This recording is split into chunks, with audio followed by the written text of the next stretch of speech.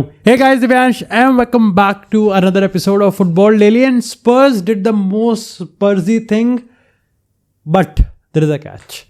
देखो मेरे को तो गेम भाई बहुत सही लगा, ठीक है, और यस बैंटर होगा, यस मजाक उड़ाया जाएगा, लेकिन चौंकना मत अगर तुमको सोशल मीडिया पे कुछ लोग यहाँ पर स्पर्स की तारीफ करते हुए दिखें अपार्ट फ्रॉम दैट बैंटर, क्योंकि स्पर्स सही में जेन्युइनली बहुत ज्यादा बढ़िया खेल गई भाई. चौदले पोगलू एरा से निकल के जो थॉमस फ्रैंक वाला एरा है उसमें शायद से स्पर्स सही में कमाल कर सकती है. और मेरा ये एक प्रेडिक्शन में मान के चल सकते हो कि प्रीमियर लीग में हाईएस्ट रैंक जंपर अगर मैनचेस्टर यूनाइटेड से अलावा कोई और क्लब होगा तो वो टॉटनहम हॉटस्पर है. थॉमस फ्रैंक एक ऐसा बंदा है भैया जो कि यहाँ पर लिमिटेड रिसोर्सेज के साथ यहाँ पर जिस तरीके से टॉटनहम को खिलाएगा, वो यहाँ पर मैन टू मैन एग्रेसिव होगा, वो यहाँ पर पैसिव होगा, वो यहाँ पर हर छोटी से छोटी चीज जो कि तुमको मिकेल आर्टेटा सिटी और लिवरपूल से लड़ते हुए दिख रहा है ना, वो चीज यहाँ पर थॉमस फ्रैंक टॉटनहम में करता हुआ दिखेगा. जैसे सेट पीसेस से गोल मारना, बहुत ही पैसिवली डिफेंड करना, हर तरीके से मैन टू मैन प्रेस करना, फाउल जीतना, यहाँ पर गलीच फुटबॉल खेलना, डिफेंड करना लो ब्लॉक में, छोटी सी लीड को यहाँ पर मर मिटने की वो हो, हर डुअल को जीतना, लंबे लंबे प्लेयर्स को अपने यहाँ पर स्क्वाड में इंक्लूड करना. थॉमस फ्रैंक ये हर एक चीज में करने वाला है. वहीं अगर आज के अगर हम पीएसजी की बात करें तो ये भी एक चीज है कि भाई जो क्लब वर्ल्ड कप में खेले थे उनको थोड़ी दिक्कत होने वाली है, क्योंकि यहाँ पर देखो जैसे रियल मैड्रिड ने यहाँ पर जिस तरीके से उन्होंने अपना एक प्री सीजन कर लिया, लेकिन स्टिल यहाँ पर बहुत सारे काम थे जो कि उनको करने थे. एंड फॉर्चुनेटली यहाँ पर जाबी अलोंसो ने इस चीज को फिगर आउट कर लिया 1.5 महीने में कि भैया जिस तरीके से पीएसजी से हारे थे वो चीज वापस से रिपीट ना हो, उन गलतियों को यहाँ पर रेक्टिफाई किया जाए. पीएसजी के पास ये मौका नहीं था और अब 3 दिन बाद यहाँ पर उनका सीजन स्टार्ट होने वाला है. तो ये उनका पहला प्री सीजन गेम था और दिख भी रहा था. इसका मतलब ये नहीं है कि टॉटनहम अच्छा नहीं खेली. गेम की अगर स्टार्टिंग की बात करें तो लगभग सही बता रहा हूं मैं तुमको 80 मिनट तक पीएसजी ने कुछ नहीं उखाड़ा, झांट नहीं उखाड़ा. उस 80 मिनट में मैंने जितना यहाँ पर उस 80 मिनट्स में मैंने लमीन यमाल के बैलन डोर शाउट्स ज्यादा देख लिए देन पीएसजी के shots on Tottenham Hotspur. This is Tottenham Hotspur जो कि एक नए मैनेजर, एक टोटली डिफरेंट फुटबॉल, और कोई बहुत बड़ा सुपरस्टार प्लेयर भी नहीं था यहाँ पर, लेकिन आई डोंट नो व्हाई जिस टॉटनहम बहुत स्मूथ खेल रही थी और बहुत मिक्सचर था उसमें.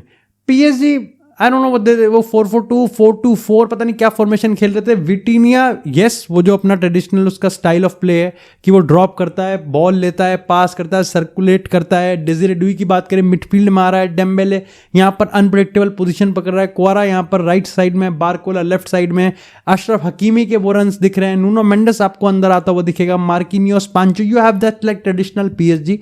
बट आपको बेनिफिट ऑफ डाउट वहां पर देना पड़ेगा कि भाई ये उनका प्री सीजन है, रस्टी हो सकता है गेम. प्लस यहां पर मेरे को लगता है कि एक टैक्टिकल मिस्टेक यहां पर जो है कि भैया यहां पर आप मिडफील्ड में आउटरन हो, है ही नहीं मिडफील्ड पीएसजी की है ही नहीं. 75th मिनट और जब तक फाबियन रुइस नहीं आया तब तक यहां पर पीएसजी सीरियसली कुछ भी नहीं उखाड़ ही नहीं पा रही थी.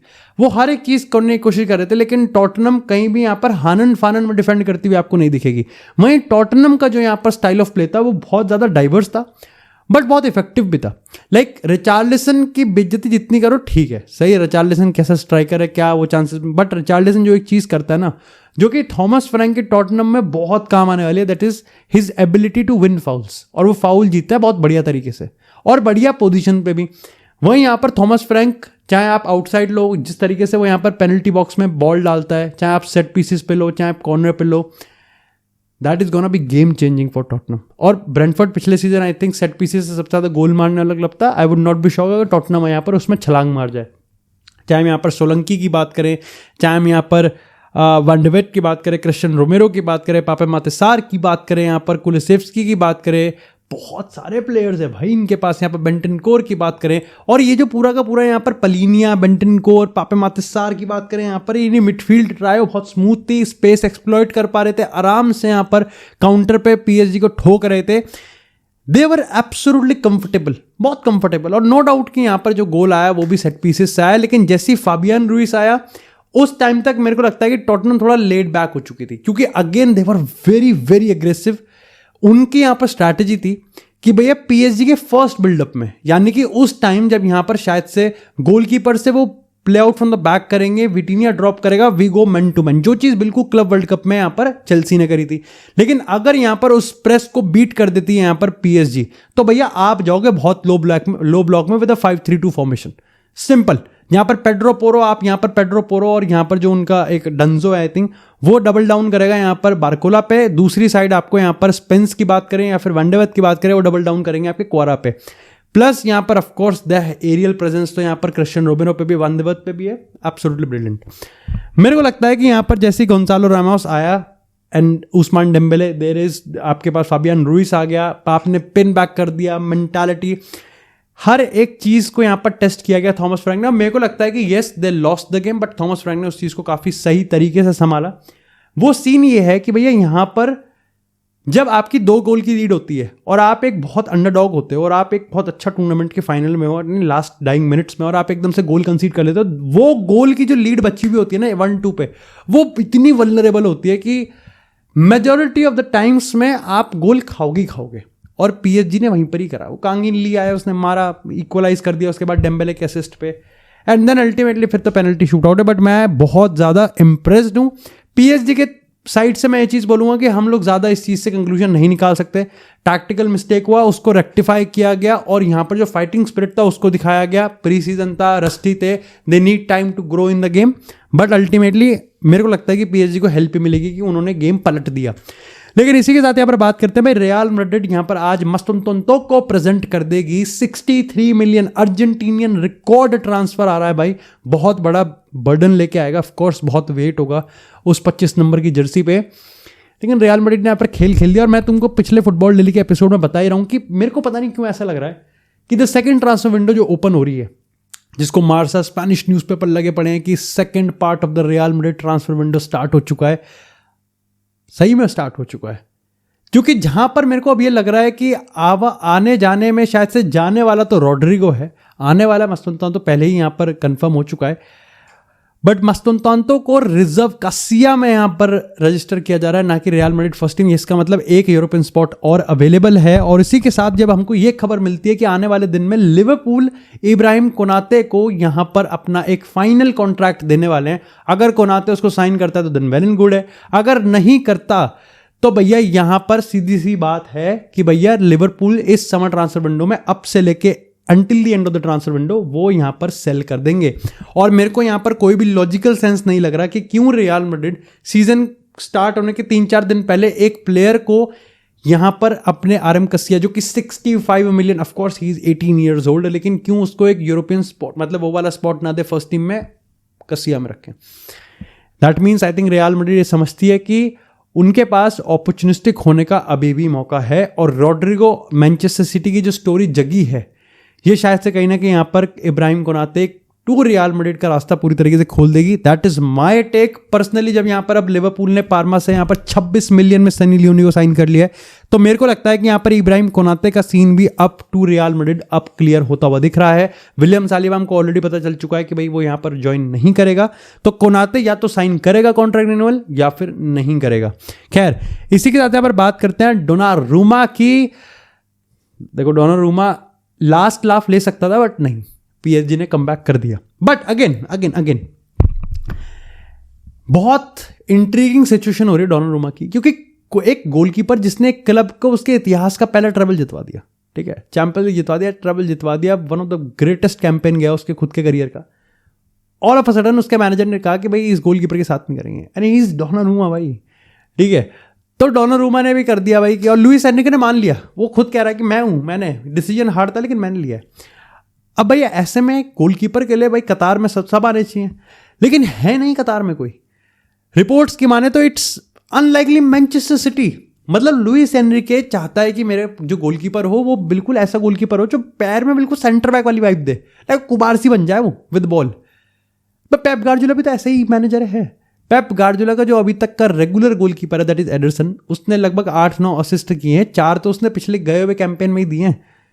ऑफ कोर्स यहाँ पर शायद से उसको मूव ऑन करवाया जा रहा है गैलाटासरे में, सेम विद दी ओर्टेगा। यहाँ पर ओर्टेगा को भी यहाँ पर बांटा जा रहा है कि भाई ठीक है, ही सर्विस इज अवेलेबल, आप एक ऑफर दो, और मैनचेस्टर सिटी से दोनों एक्सपीरियंस गोलकीपर को आप ले जा सकते हो, तो आपको करना है। बट या तो ये है कि पेप गार्डियोला एक नया सिस्टम निकालने वाला है, हमको फुटबॉल में एक नया आइडियोलॉजी देखने को मिलने वाली है गोलकीपर के साथ, या फिर वो यहां पर ही समझता है कि भैया डोनारूमा को मैं चेंज कर सकता हूं, मैं डोनारूमा को एडरसन लेवल फुटबॉल पे, क्योंकि डोनारूमा है नहीं, to be very honest. Donnarumma के अगर शॉट परसेंटेज की बात करें तो वो भी एडरसन से कम है, ठीक है। पासिंग एक्यूरेसी भी एडरसन से कम है, खराब नहीं है, उस कम है। उसकी आई थिंक 87% है, भाई की 85% है, ठीक है। लेकिन इसमें ये भी फर्क पड़ता है कि यहां पर डोनारूमा की अगर हम बात करें तो Donnarumma like he is not that calm in very tricky positions. मेरे को लगता है कि आई थिंक मैनचेस्टर यूनाइटेड को डोनारूमा जैसे उसकी जरूरत है, क्योंकि डोनारूमा एक ऐसा प्लेयर है जो कि क्लच है, ही इज क्लच, लाइक वो अंडरडॉग टीम्स के लिए क्लच है भाई। लाइक पेनल्टी शूटआउट्स में 4 में से 1 पेनल्टी हमेशा सेव करता है वो, so that is like very very banger save percentage. Safe shot stopper है, ट्रेडिशनल शॉट स्टॉपर है, लंबा कद काठी वाला है, डोमिनेट कर सकता है यहाँ पर पेनल्टी बॉक्स को, ठीक है। तो मेरे को लगता है कि डोनारूमा इस मामले में तो काफी सही है। It remains to be seen, क्योंकि अभी अगर हम सिचुएशन की बात करें तो भाई मैनचेस्टर सिटी और डोनारूमा के बीच में पर्सनल एग्रीमेंट हो चुका है। पीएसजी सिटी के बीच में रिलेशन काफी अच्छे हैं। पीएसजी की आस्क 50 मिलियन है, सिटी 30 मिलियन में ये डील करके जाएगी, ठीक है। साविनियो अगर टॉटनम जाता है तो मैनचेस्टर सिटी रॉड्रिगो उठाएगी। रॉड्रिगो अगर सिटी जाता है तो रियल मैड्रिड कोनाते को लेके आएगी, गिवन द फैक्ट कि कोनाते लिवरपूल का कॉन्ट्रैक्ट करते। तो ये है डोमिनो इफेक्ट जो कि अभी चल रहा है। खबर आती है भाई यहाँ पर अच्छी बार्सिलोना की, कि बार्सिलोना के जो यहाँ पर बोर्ड मेंबर्स हैं उन्होंने अपनी पर्सनल वेल्थ को बैक एज अ कोलैटरल डाला है फॉर 7 मिलियन।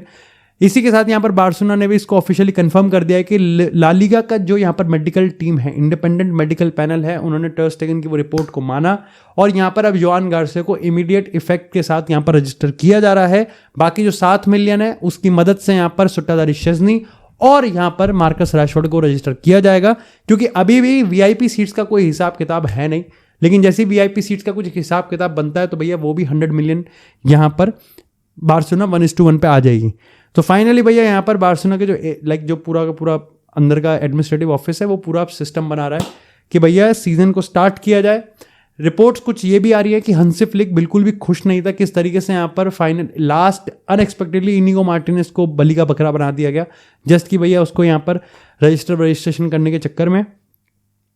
और ऐसा बताया जा रहा है कि हंसी फ्लिक चाहता है कि बार्सिलोना के पास अगर स्कोप है तो भैया यहाँ पर आप एक नया सेंटर बैक ले सकते हो, एक लो कॉस्ट सेंटर बैक, क्योंकि फिलहाल के तौर पे जो भी डिस्पोजल पे है वो हंसी फ्लिक को शायद से क्वालिटी वाइज समझ में नहीं आ रहा। इसी के साथ जैसे मैंने तुमको बताया कि लिवरपूल ने यहाँ पर सनी लियोनी को खरीद लिया है और यहाँ पर बताया जा रहा है कि भैया बायर्न ने भी 65 मिलियन का यहाँ पर एक ऑफर डाला है स्टुटगार्ट के वोल्डेमॉर्ट के लिए, लेकिन स्टुटगार्ट ने यहाँ पर मना कर दी है कि 60 मिलियन नहीं भैया 75 मिलियन ही लेंगे। उनके बीच में भी यहाँ पर डीएफबी पोकल सुपर कप, जो कि आई थिंक बैकनबोर्ड सुपर कप अब हो चुका है, वो सैटरडे को होगा, लेकिन उससे पहले ये डील होना अब नेक्स्ट टू इम्पॉसिबल होती हुई दिख रही है, क्योंकि यहाँ पर स्टुटगार्ट और बायर्न के बीच में जो वैल्यूएशन है दैट इज 15 मिलियन यूरोस। ना ही वो नीचे झुकना चाह रही है और ना ही बायर्न अपना ऑफर ऊपर लेके जाना चाह रहा है। तो ये फिलहाल की सिचुएशन है अभी तक की।